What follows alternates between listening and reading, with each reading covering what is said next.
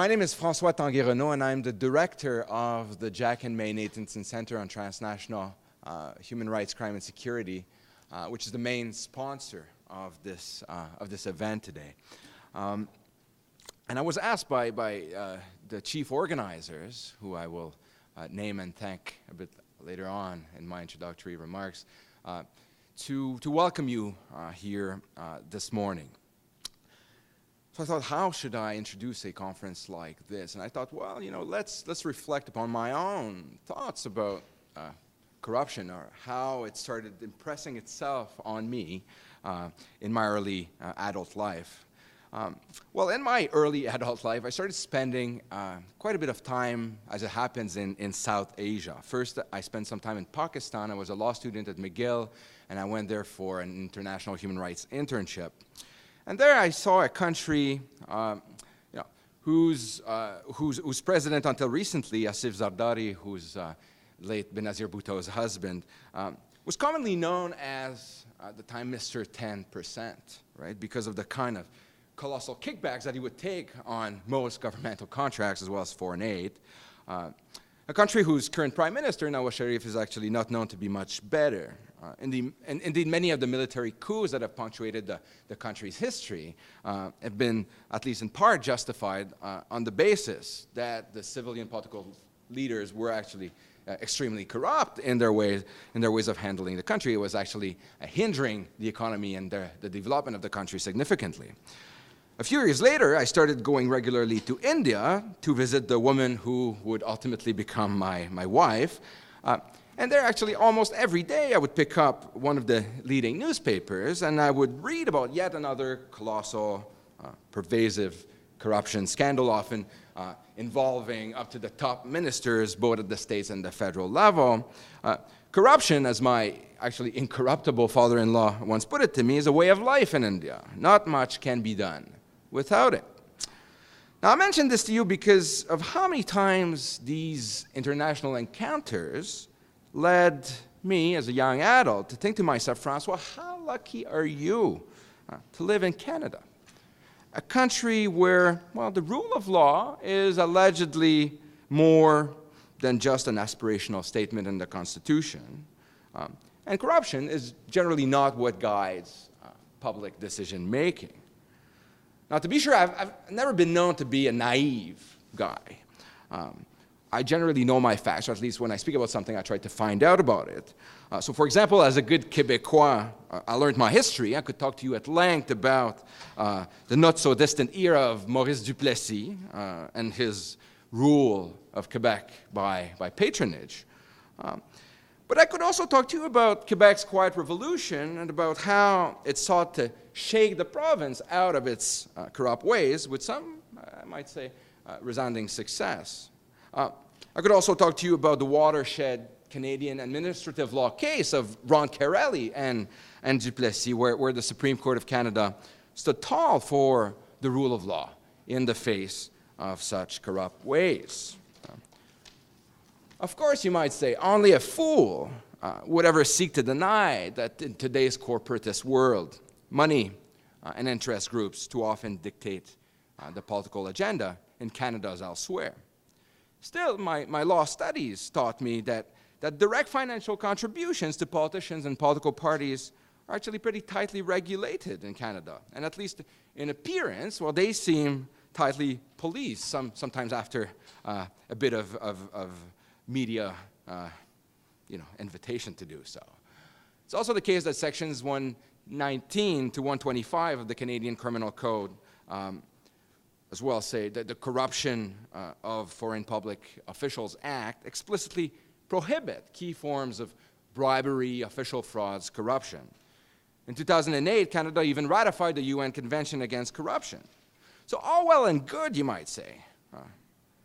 But anybody who has paid at least some attention to the news in the last few years will know that my youthful attempts at thinking of Canada as being categorically different from Pakistan and India have been met with actually what I would call serious challenges. That is, unfortunately, despite the many safeguards that we have in place and a lot of, you'll agree, public rhetoric, corruption remains somehow deeply ingrained in this country's institutional fabric. Indeed, we've even become good at exporting it transnationally. So no one will need to be reminded to name only a few salient examples of the recent scandals involving Quebec's construction industry, the Canadian Senate, or in respect of SNC-Lavalin's corrupt dealings with African regimes, including Gaddafi's Libya. In fact, the situation got to the point where we, at the Nathanson Center, came to think that as a matter of urgency, more sustained academic scrutiny should be given to corruption and how it affects our ideal of a Canadian society that is ruled by law and that is ruled democratically. And in our transnationalized world, to how the corrupt actions of Canadians affect the prospects for the rule of law and democracy elsewhere. In other words, it's time, we think, to revisit the pristine image that at least some of us have of ourselves and of our standing to teach others lessons about the rule of law, democracy, and the fight against corruption. So to give you a bit of context, in 1997, the Nathanson Center was created and endowed specifically to study organized crime and corruption. Now, while with the approval of the donor, the mandate was considerably expanded in 2006 to cover transnational human rights, crime, and security more generally, the original focus on organized crime and corruption remains a very vibrant research node at the center. So for many of us, it was important to show some leadership in relation to recent events. Professor Margaret Baer, who was the first director of the Nathanson Center, Osler Chair Professor Cynthia Williams, and adjunct professor and Nathanson Research Associate Ron Atke, actually stepped up to the challenge and have worked tirelessly to put together the program that you will witness in the coming 2 days, with, I might add, the considerable help and support of the center's invaluable assistant, Ms. Liel Gonzalez, who's standing always hidden in the corner, who I really want to take a moment to thank this morning. Now,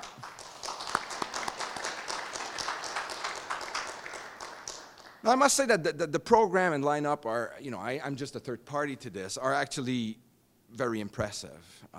International, domestic contributors from all parts.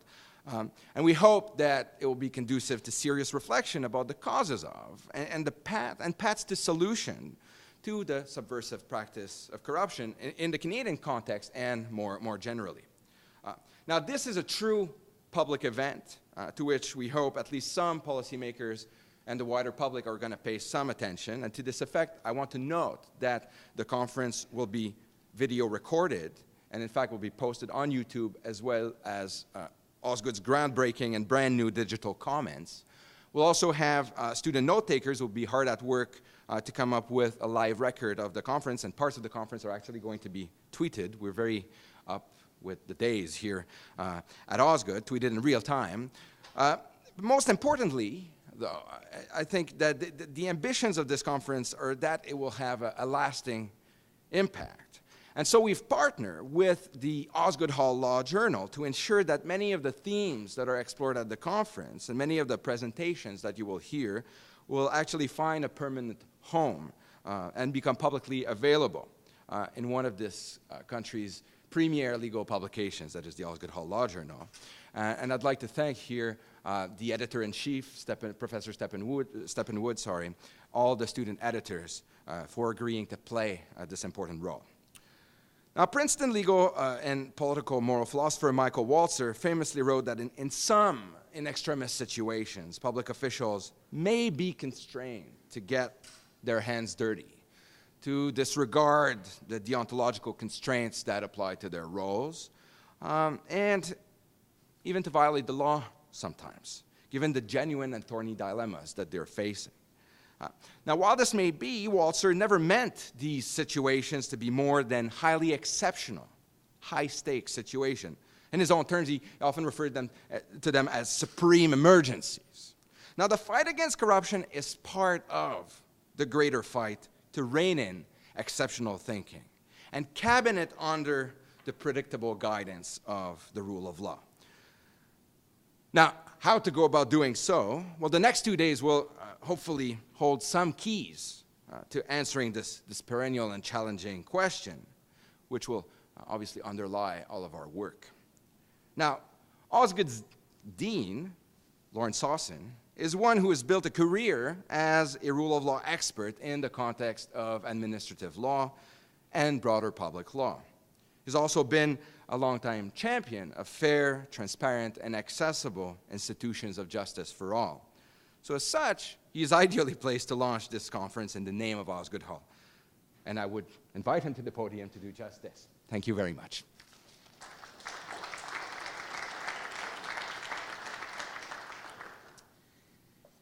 Thank you, François, and welcome to all, especially guests who've traveled a distance to be here. And I hope the 2 days here at Osgoode for you will enable you to meet some of our students and faculty, explore some of the building, and have a really wonderful stay in town. As François mentioned, we're in the debt of Cynthia, of Ron, of Margaret, of the Nathanson Center, of the Osgoode Hall Law Journal. This is exactly the kind of collaborative enterprise that, as a dean, gives one great pride to be able to jump on this kind of bandwagon. And of course, I know the real fruits of the next day and a half or so will be in the discussions and the publications and the debate that will be shaped arising out of this. And it's something, as François mentioned, that's very close to my interests and concerns and passions. And as I was looking at the program, it sort of sparked a thought, which, you know, is too often we do look at these issues in private law and public law bubbles, or in the private sector and public sector spheres, and the most vexing part of these issues is that there is a kind of pathological symbiosis between how the public and private interact together to create the cultures that really allow these practices to thrive. And I had a chance to meet with the Charbonneau Commission research team in Montreal just about a month ago that's working on how to create a body of literature, of scholarship that will explore pathways both to understand what has occurred in the Quebec construction scandal François mentioned, and where do you go from here? And as I met these individuals, there were competition lawyers and economists, there were geographers and lawyers, there was a philosopher and a literature specialist. There were, and it was not surprising, this was the late Rod MacDonald's brainchild, to bring together all the different lateral thinking, fresh eyes, interdisciplinary discussions that are necessary to take on something that doesn't just exist as a legal problem or a problem for the private markets and so forth. And I thought that's exactly the right approach. It's ambitious, but it seeks to take a look at how relationships drive these practices, and therefore relationships need to be part of the focus on solutions. And I was struck by how many of the panels and discussions upcoming try to take on that interdisciplinary task in a way that is really both important and, I think, reflective of the Nathanson Center, of the approach we try to cultivate here at Osgoode. And I know some of the speakers will contribute to a discussion that, as François mentioned, Canada has found itself at the center of, whether one wants to be in that role or not.